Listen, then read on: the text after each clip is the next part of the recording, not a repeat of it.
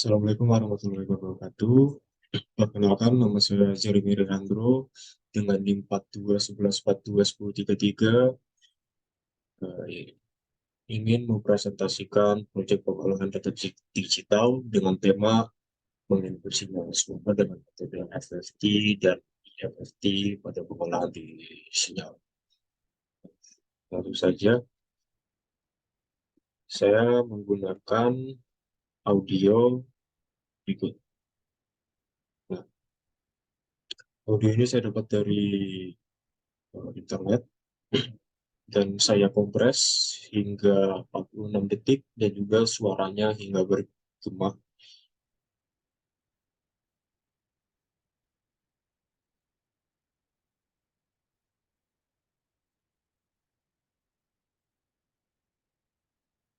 Ya, ya, audio tersebut saya gunakan karena menurut saya itu cukup unik dan ketika di-input ke dalam program dia menghasilkan keluaran yang sangat baik. Nah, saya langsung share program yang saya jalankan. Nah, ya di sini saya menggunakan Skillab ya, karena proyek itu menggunakan Skillab. Pertama saya akan menjelaskan apa saja ya program-program yang ada di dalam sini. Pertama adalah clear dan juga CLC. Pernyataan ini biasa digunakan untuk membersihkan layar konsol dan juga menghapus semua variabel yang ada di lingkungan kerja Scilab-nya ya. Lalu pada coding ini mengimpor baris ini mengimpor file audio yang saya gunakan dari folder sehingga menggunakan fungsi waveread dan menyimpan sinyal audio dalam vektor Y. Selain itu, frekuensi ini juga merupakan sampel audio yang disimpan dalam variabel fs. Nah, selanjutnya adalah mengkonversi sinyal menjadi vektor. Saya menggunakan Y sama dengan Y dengan tanda kunci sama dengan di mana penyataan ini mengubah sinyal audio dari matriks menjadi untuk vektor. Nah, vektor ini juga dihasilkan secara tunggal yang menggunakan operator titik dua, ya titik dua ini, fungsi dari titik dua ini, yang berguna agar sinyal audio dapat diolah lebih mudah dalam operasi berikutnya. Selanjutnya adalah saya membuat adalah indeks dari panjang sinyalnya, yaitu N, di mana N ini merupakan panjang dari fungsi Y yang terketahui dari sinyal yang vektor tersebut, di mana fungsinya ini menghitung panjang sinyal audio dengan menggunakan fungsi length atau panjangnya dan menyimpan hasil dalam variabel n, sehingga panjang sinyal ini nantinya digunakan dalam proses plot dan perhitungan spektrum frekuensi. Nah, selanjutnya adalah saya menggunakan preempasis. Karena preempasis ini sebuah program yang sangat bagus untuk audio, di mana preempasis ini adalah sinyal keluaran audio dengan teknik untuk meningkatkan kejelasan suara dari audio itu sendiri, sehingga amplitudo dari frekuensi itu dapat tinggi, dan Rempasi sendiri juga menerapkan sebuah filter FIR yang menggunakan koefisien fungsinya itu dari audionya itu dikurangi satu, di mana pada sinyal audio ini menggunakan fungsi filternya juga, sehingga sinyal hasil dari preempasis ini dapat disimpan dalam variabel Y underscore preemphasize.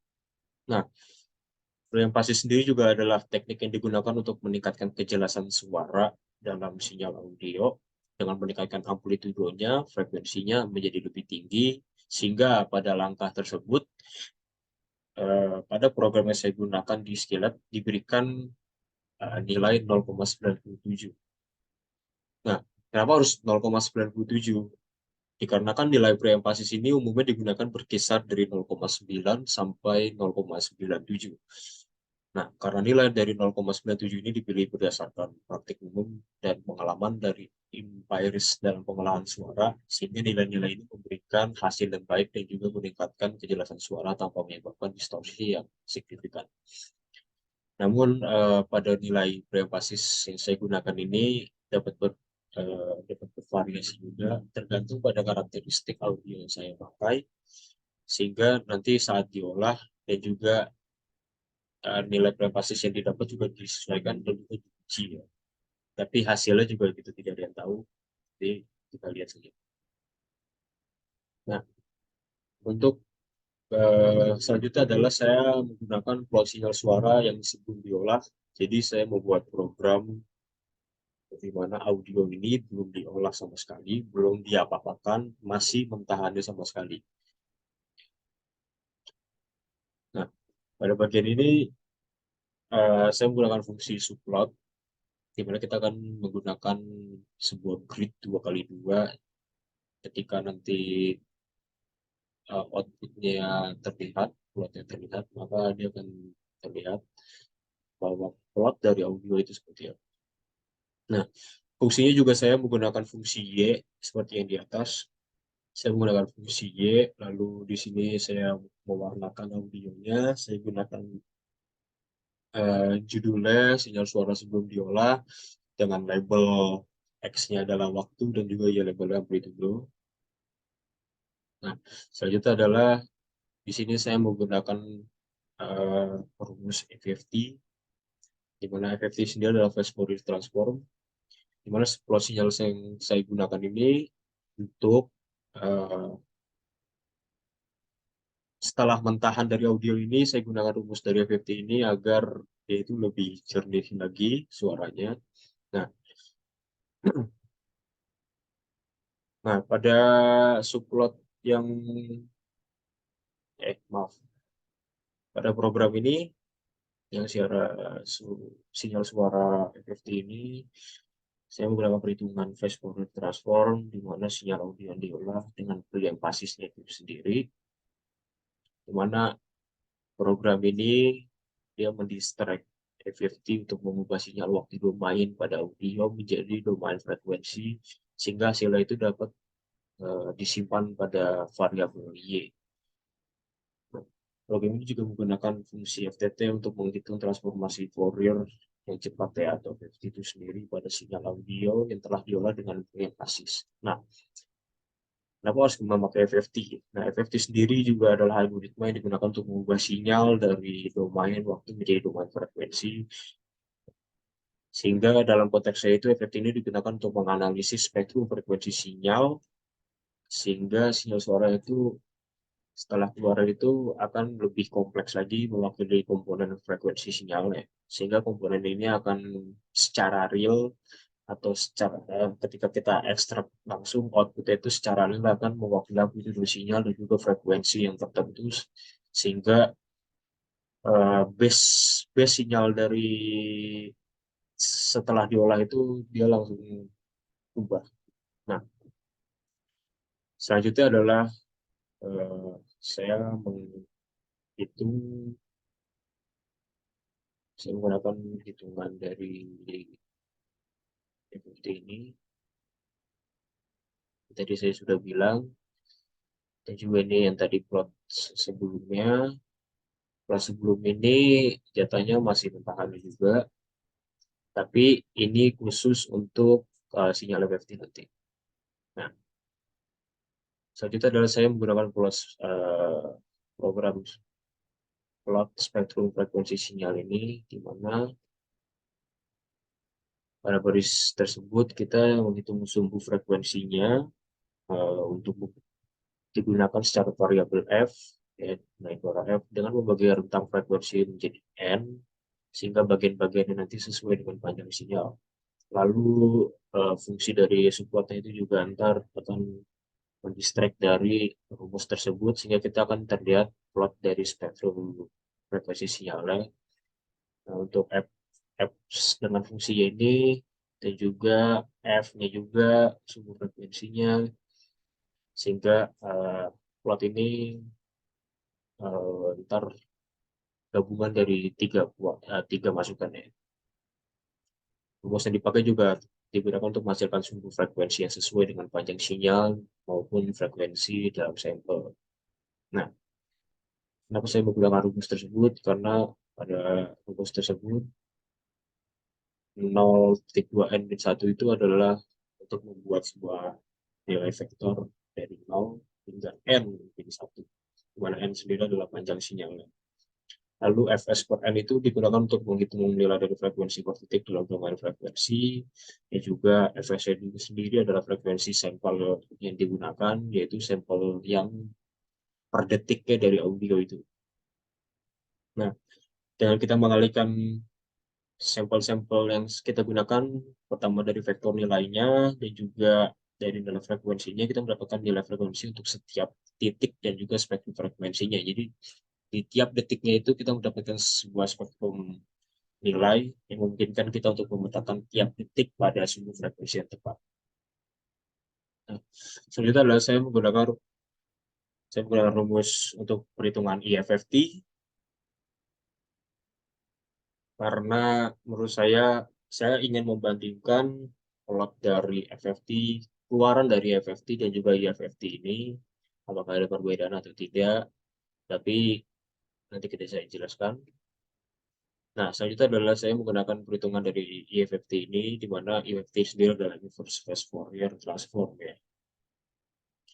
Ini pada hasil FFT dalam fungsi Y ini, saya menggunakan sebuah domain yang frekuensinya itu dikembalikan menjadi domain waktu, sehingga hasil dari IFFT ini disimpan dalam variabel Y underscore processed.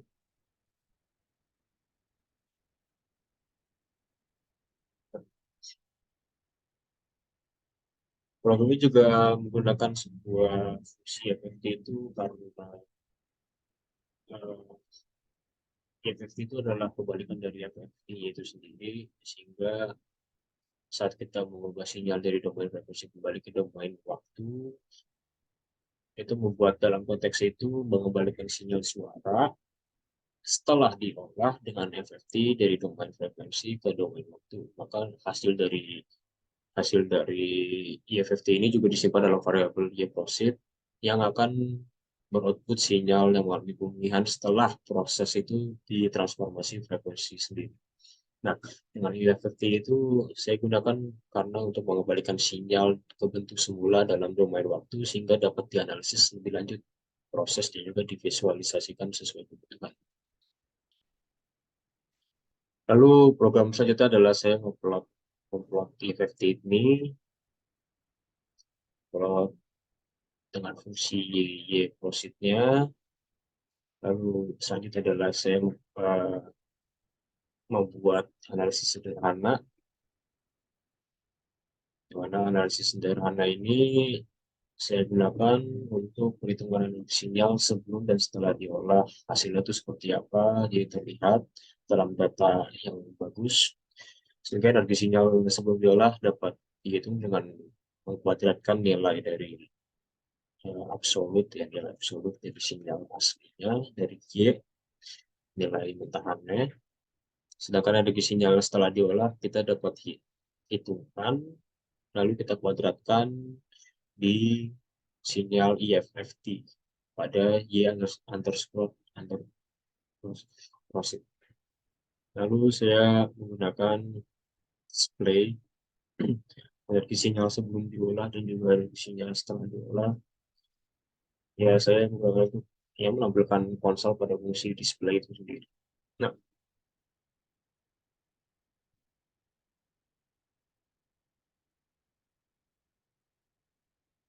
ya, saya matikan dulu share screen-nya karena tidak terlihat ya, codingannya. Saya ubah ke grafik hasil. Nah, nah ini adalah hasil dari grafiknya.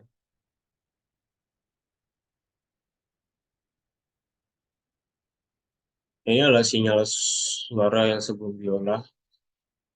Ini adalah sinyal suara yang setelah diolah dengan FFT. Ini sinyal suara yang setelah diolah dengan IFFT. Nah, spektrum frekuensi setelah dan sebelumnya sudah digabung seperti apa? Nah, di mana sinyal sebelum diolah ini dapat dilihat bahwa sinyal ini memiliki bentukan dan juga waktu yang sangat amat padat, di mana mentahan dari audio ini sangat besar ketika dilihat bahwa dari waktu ke waktu hingga habis dengan amplitudenya yang begitu besar ya, sampai 0,8 ataupun ini bisa lebih. Nah, ini adalah RAW-nya. RAW-nya juga sangat amat, dari audio yang saya lihat, kita dengar tadi,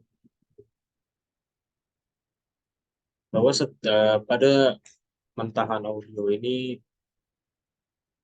terlihat bahwa audio ini sangat amat masih besar, belum menggunakan tadi ya, suara yang sudah diolah adalah seperti ini.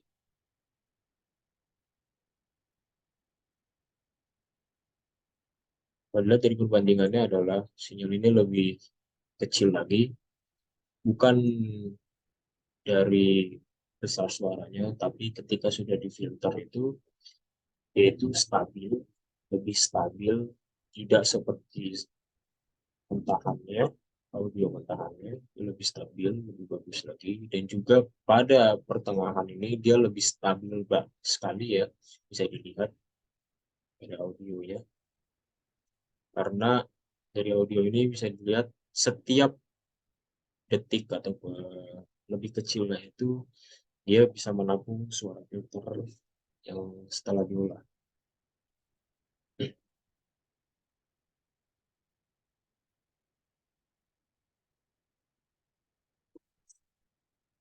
Lebih stabil.